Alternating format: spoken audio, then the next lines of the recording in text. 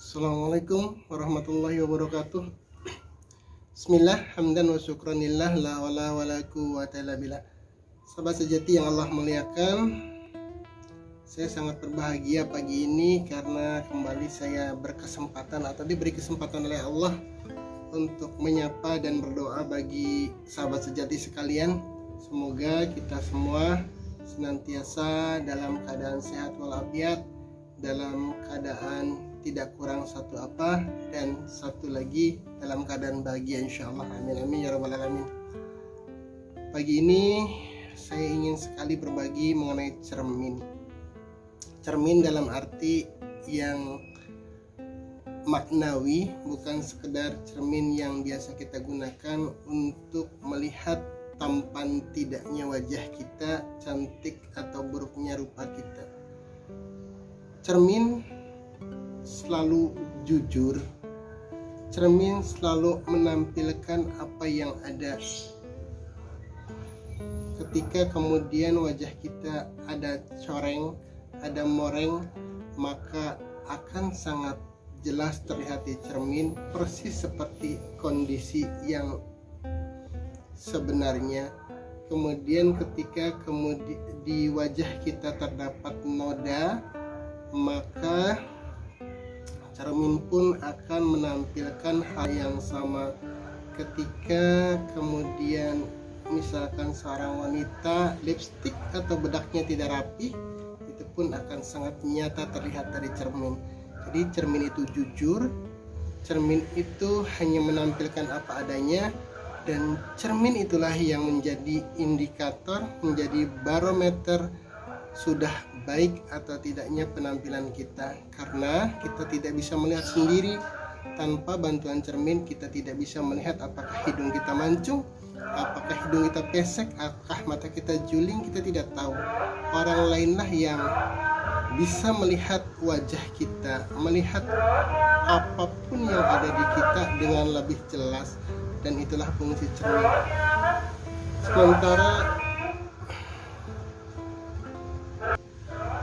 Sementara cermin maknawi yang tadi sempat saya singgung di depan adalah bahwa orang-orang di sekitar kita, orang-orang yang berada di tengah-tengah kita, orang-orang yang selalu berinteraksi dengan kita adalah cermin bagi kita untuk bisa melihat kekurangan-kekurangan kita. Misal, kita sudah merasa rajin ke masjid, misal kita sudah merasa rajin tadarus, misal kita sudah rajin berzikir, tapi kemudian tiba-tiba kita mendengar dari orang lain atau pun mendengar sendiri bahwa ada orang yang mengkritik dalam tanda kutip atau ngerasani kita bahwa kita ke masjid karena ada motif, kita tadarus karena pengen dipuji dan lain sebagainya, kita zikir juga hanya ikut-ikutan dan lain sebagainya.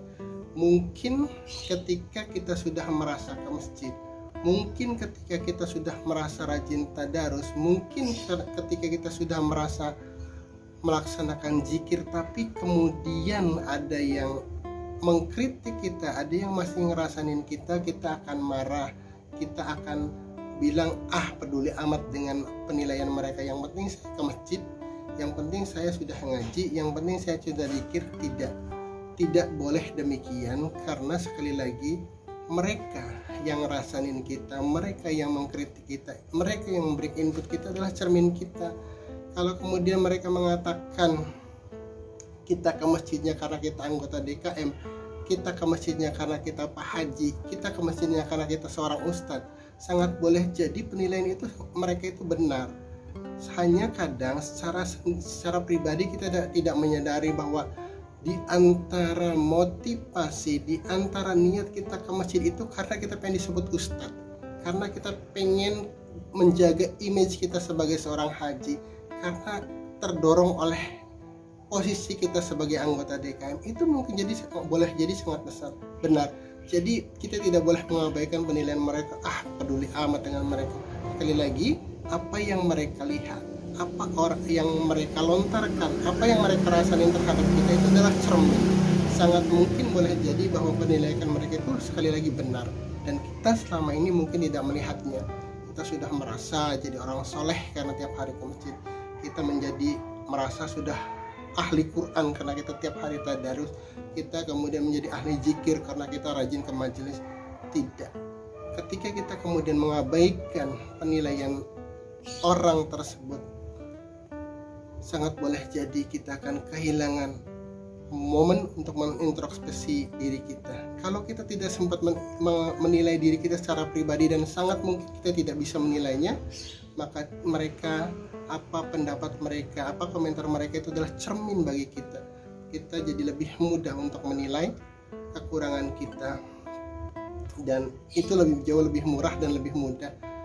Konon kalau kita kemudian merasa sudah baik, tetap kita perlu melakukan perbaikan, perlu melakukan introspeksi.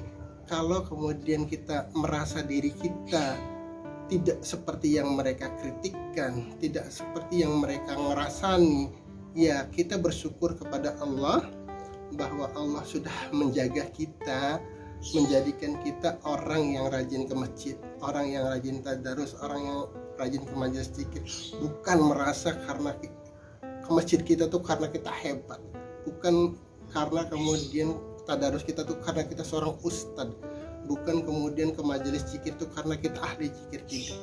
Orang yang benar-benar sudah baik hatinya, sudah bersih hatinya, tidak akan pernah mengakui bahwa kebaikannya adalah karena kehebatan dirinya. Dia akan mengembalikan semua kebaikannya itu karena Allah yang memberikan kesempatan kita untuk berbuat baik. Kalau kemudian apa yang mereka katakan, apa yang mereka lontarkan kritikan kepada kita itu benar, maka kita bisa segera introspeksi untuk kemudian menjadi lebih baik di kemudian hari. Jadi apapun yang mereka ucapkan, apapun yang mereka sampaikan, itu persis seperti cermin yang menunjukkan kondisi kita yang sebenarnya, kondisi kita yang actual, kondisi kita yang memang seperti itu. Jadi jangan kemudian kita mengabaikan apa kata orang. Sering kan kita mendengar, peduli amat kata orang seperti itu, yang penting gue tidak persetan dengan ucapan mereka, yang penting saya sudah berbuat baik. Itu ketika kita melontarkan kata-kata itu, sangat jelas dan sangat nyata ada ego kita yang sudah merasa lebih baik dari orang lain, ada ego yang merasa kita sudah hebat, bahwa amaliyah kita itu karena kita hebat, bahwa amaliyah kita itu karena kita seorang ustadz, karena seorang kiai, karena seorang ajengan, karena seorang yang ahli ibadah dan lain sebagainya. Dan itu ditemukan oleh orang lain, oleh cermin kita, oleh orang-orang di sekitar kita. Karena memang ya tadi secara fitrah kita tidak bisa melihat, atau bahkan kalaupun bisa kita tidak mau mengakuinya. Sebenarnya kita tahu di hati kita ada sombong. Sebenarnya kita tahu bahwa kita ke masjid itu karena kita terdorong oleh status kita sebagai tokoh masyarakat, sebagai ketua, sebagai haji, sebagai ustadz. Kita sebenarnya mungkin tahu, tapi kadang-kadang kita tidak mau jujur. Dan orang yang memberikan penilaian kepada kita itu jauh lebih jujur daripada kita sendiri. Mereka mengatakan apa adanya tentang kita, sementara kita kadang-kadang memanipulasi informasi dari hati kita yang sebenarnya sudah mengatakan bahwa ke masjid kita itu belum tulus, bahwa ngaji kita tuh hanya masih ada rasa ingin dipuji, bahwa kita ke majelis zikir itu masih ada keinginan lain selain mendekat kepada Allah. Dan itu kadang kita tidak bisa mengakuinya, dan dengan pantulan kritikan masukan dari orang lain, itulah kemudian kita menjadi lebih jelas, lebih nyata bahwa kondisi itu memang benar adanya pada kita, persis seperti cermin yang tidak pernah berdusta. Jadi bijak bagi kita kemudian untuk tidak mengabaikan apa kata orang lain kepada kita. Tidak harus kemudian kita berlebihan menyikapinya, tapi wajib kita kemudian menjadikan apa kata orang lain, input dari orang lain itu sebagai ibroh, sebagai pelajaran untuk kita tafakuri apakah benar yang mereka katakan. Sekali lagi, kalau mereka yang mereka katakan, keburukan yang mereka katakan tentang kita itu benar, maka saatnya kita introspeksi. Pada saat kemudian kita merasa bahwa apa yang mereka katakan kepada kita tentang kita itu salah, kita wajib bersyukur kepada Allah bahwa kita sudah dijaga dari perbuatan-perbuatan yang tidak seharusnya.